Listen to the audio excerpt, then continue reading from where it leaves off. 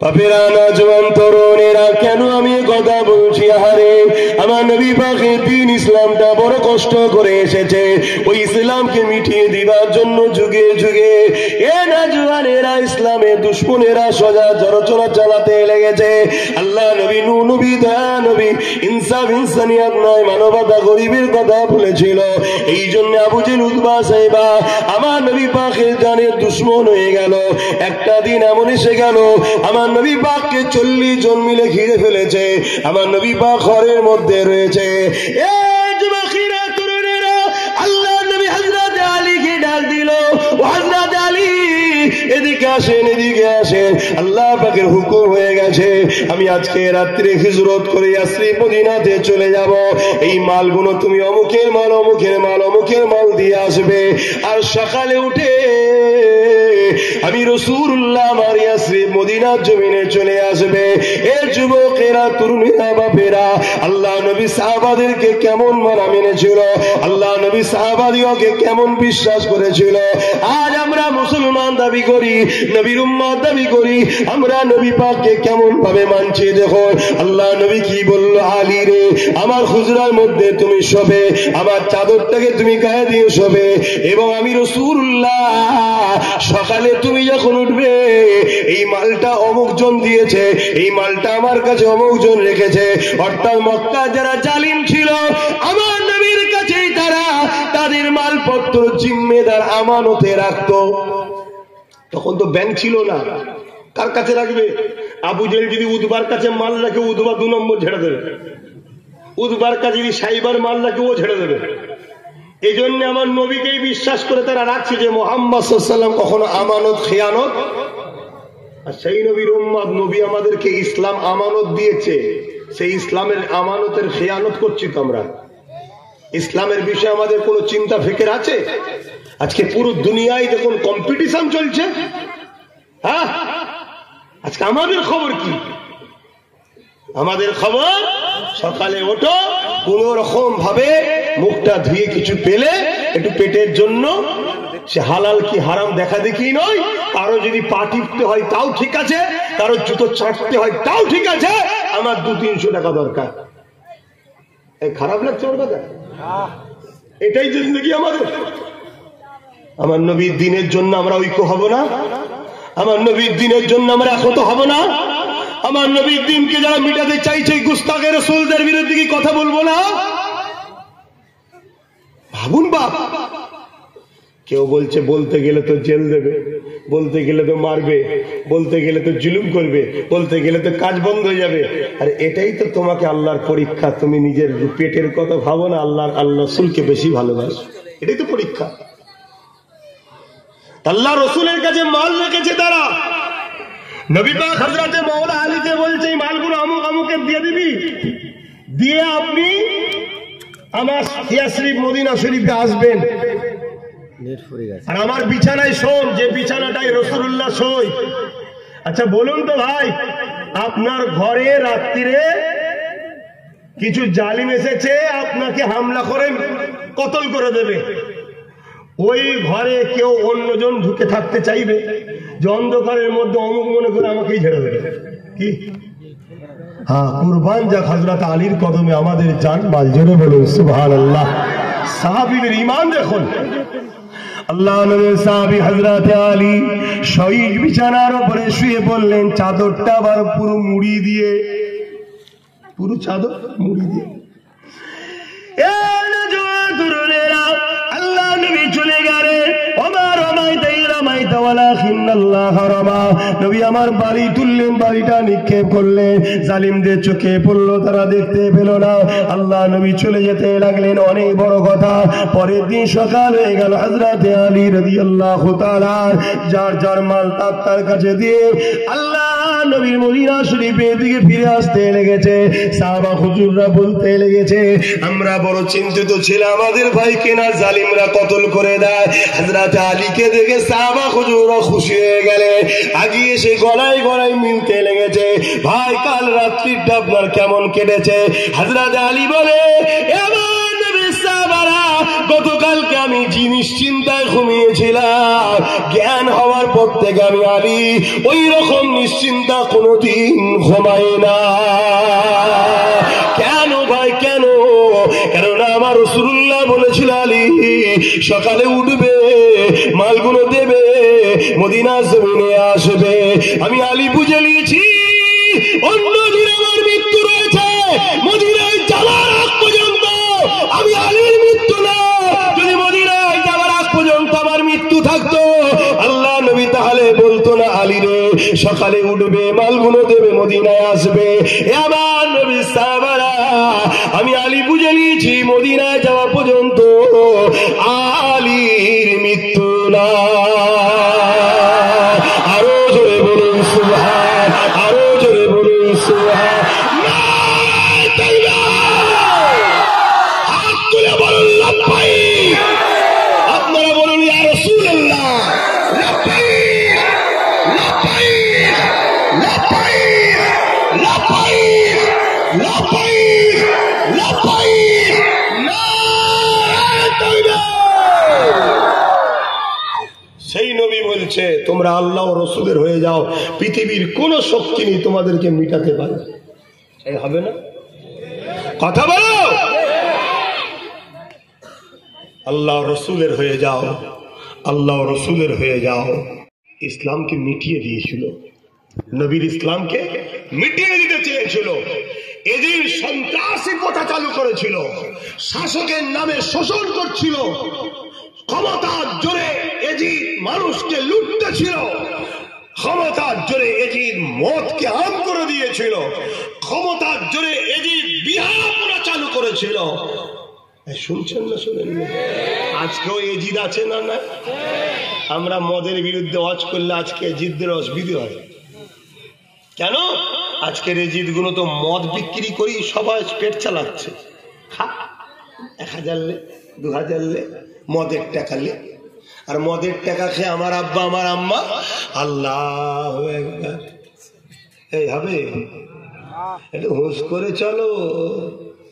মেহনত করেছো, মাতালের বাড়িতে তুমি কারেন্টের কাজ করেছো, মাতালের বাড়িতে ফার্নিচারের কাজ করেছো, মাতালের জমিতে চাষ করেছো।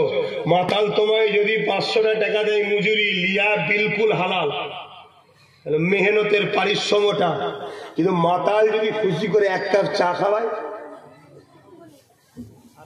বলবেন তো কেন পয়সা ঠিক নেই? বাপ পেটটাকে ঠিক রাখ। আজকে ভুল হচ্ছে, পেট ঠিক থাকলে কালকে সব চেঞ্জ হয়ে যাবে। আর পেট যদি গন্ডগোল হয়ে যায়, আর আজকে তো আমাদের মৌলী সাহেব, ইমাম সাহেব, মুফতি সাহেব কাউকে বাদ দিচ্ছে না, সব সাহেবকে হারাম খাওয়াবার জন্য শয়তানরা উঠে পড়ে লেগেছে।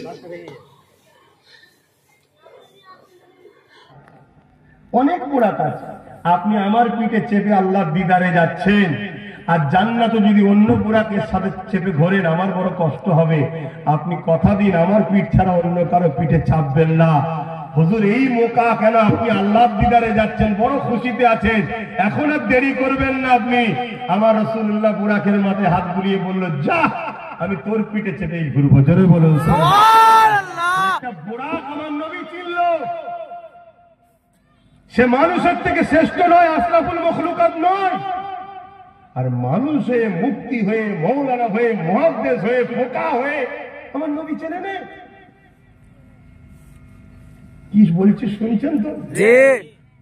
বড় বড় সব কেউ মিশর থেকে পড়েছে, কেউ মদিনা থেকে পড়েছে, আমার নবীর সামনে ছোট বড় ভাষা বলছে লা হাওলা ওয়ালা কুওয়াতা ইল্লা বিল্লাহ। আর আমরা ভাবছি যে কি হচ্ছে। এখন তো সব ছেলেরা ইউটিউব ফেসবুকে সব হুজুর ধরছে। এসব ইউটিউব ফেসবুক ইসলামের দুশ্মনদের হাতের মুঠোর মধ্যে আছে। তারা আমাদের বক্তব্যকে সামনে আনবে না, যারা গুস্তাখে রাসূল সেই বক্তব্যকে সামনে আনবে।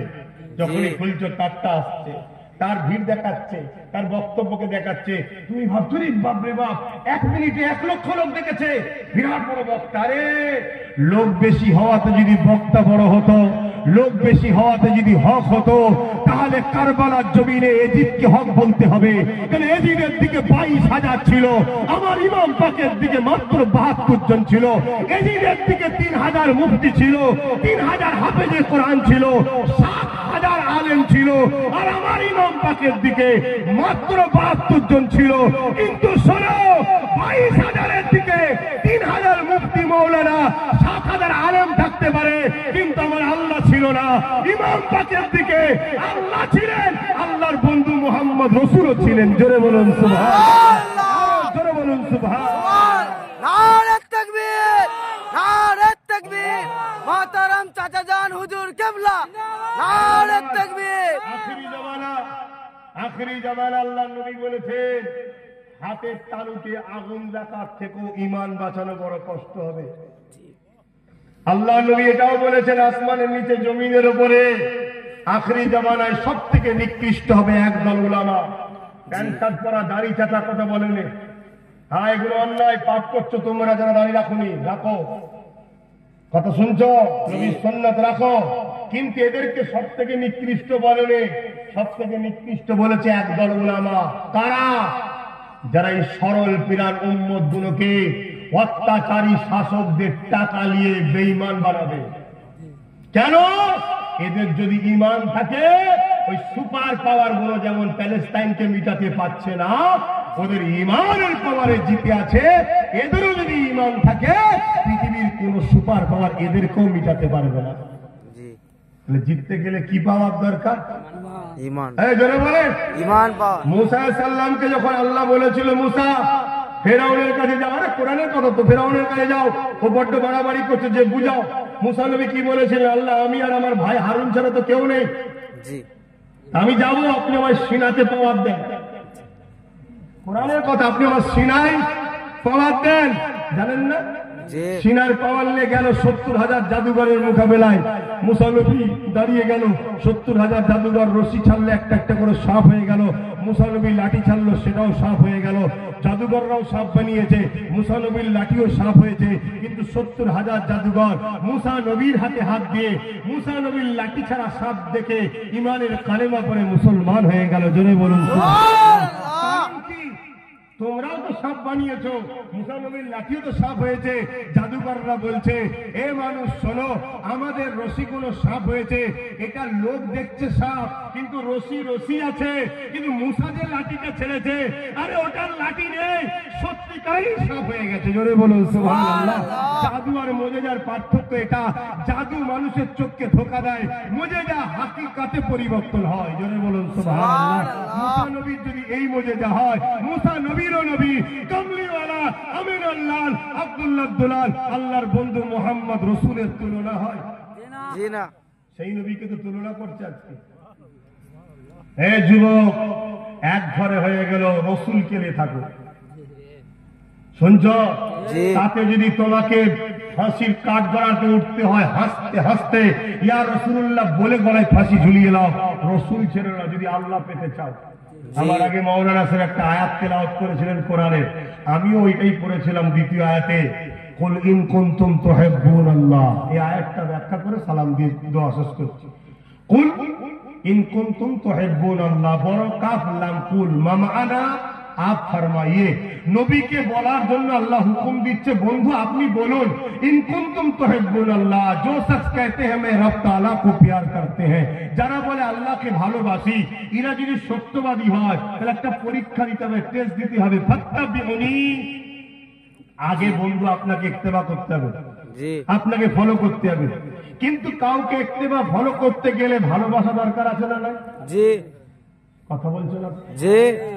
तो फत्तबिउनी के अंदर प्यार छुपा हुआ है, लिहाजा माना ये हुआ, जो शख्स कहते हैं मैं रब ताला को प्यार मोहब्बत करते हैं, उन लोगों के लिए शर्त है, पहले नबी को मोहब्बत के साथ इत्तेबा करना है, मानना है, फॉलो करना है।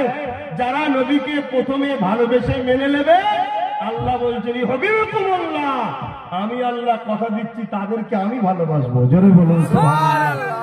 আমাকে কি ভালোবাসবি, আমি তোদেরকে ভালোবাসবো। জোরে বলুন সুবহানাল্লাহ। আর এটাও শুনে রাখো, আজকে ভালোবাসা বান্দা আর আল্লাহর মধ্যে থেকে প্রথম আল্লাহর পক্ষ থেকে শুরু হয় না। তোমার আমার হাইসিয়ত কি আছে সেই বিশাল দোনো জাহানের মালিককে ভালোবাসতে পারি?